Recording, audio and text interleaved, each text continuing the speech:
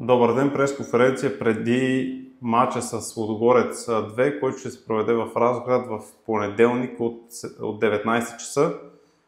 Пред вас е старши треньор на Вихрен Борислав Кьосев. Първо да попитаме как минава тренировъчната седмица за отбора. Готов ли е отбора за матч с Лудогорец 2? Предвид, че предния матч не се разви както трябва, както искахме, имаше някакъв спад в настроението в началото на седмицата, но в течение на седмицата вече мисля, че нещата са по-добре.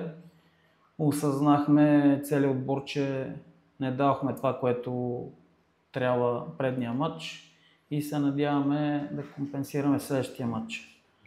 Чака ни още по-труден матч срещу съперник, който дори е победил ЦСКА с 4 гола, така че знаем какво ни чака в Разград и психологически сме настроени да отидем и да знаем, че ни чака голяма битка там. Очаквате ли отново футболисти от първия отбор да играят за втория отбор на дадения клуб? И това притеснява ли отбора на Вихрен като цяло, защото за някои фенове и хора е странно, да се свалят футболисти от първия във втория отбор? За вас това има ли някакво значение? Разбира се, че като игрово поведение има много голямо значение. Аз като треньор съм длъжен, като професионален треньор на професионален отбор, съм длъжен да анализирам, да виждам слабите, силните страни на отборите, но при тези дублиращи отбори е съвсем различно. Давам ви пример отбора на ЦСКА, който игра с Лудогорец и правихме анализ на този матч. Абсолютно нищо не можеше да вземе на нашия матч, защото половината отбор беше различен. Същото нещо, предния матч на Лудогорец, където играха в Слуге, играха едни деца, които със сигурност няма да вземат участие в домакинския матч и това нас много ни обърква. Не се знае кой ще се сваля, кой ще играе и това е голям проблем за всички отбори в групата. За мен трябва нещо да се промени в това отношение за дублиращите отбори, защото по този начин дублиращите отбори влияят много осезаемо в първенството и могат да коригират абсолютно всякакъв вид класиране. Има ли някакви проблеми в отбора от към контузии, наказания след последните изиграни мачове?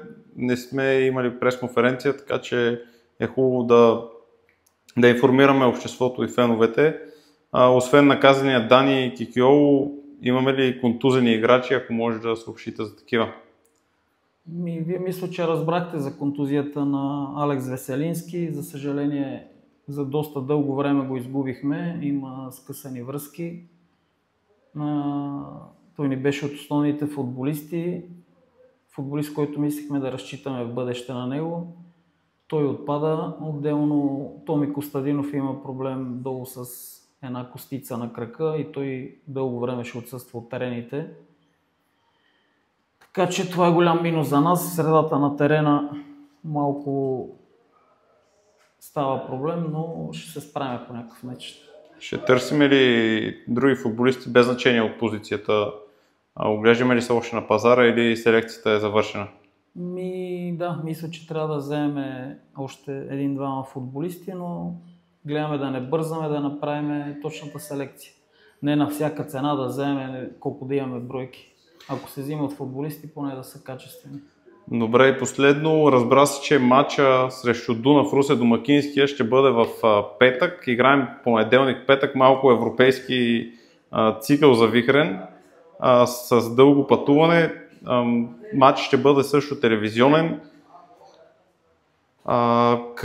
Имате ли някакво съобщение към феновете или искате ли да кажете нещо? Към феновете не. Да заповядат, ние ще сме най-доволни, където и да имаме матчове, ако могат да ни следват и да ни подкрепят. Надяваме се тук следващия домакински да има повече хора. предполагам, че до някаква степен може да са разочаровани, че сме загубили, нали, от отбора на ЦСК, но аз искам да я заявя, че нали, след първите 2 победи имаше малко превъзбуждане. Тук, нали, как няма да ще биеме до края, да ясно е, че няма да стане и заявявам, че със сигурност ще губим още мачове, което е нормално. Аз мисля, че целите на отбора са да се стабилизира, да направим хубаво представяне в Б група. Ако може, дай Боже, да сме горе между конкурентите за FBET лига, ще е супер, но аз мисля, че трябва да е адаптивен период първия полусезон тук в втора лига. Благодаря и успех в гостуването в Разград. Благодаря ви.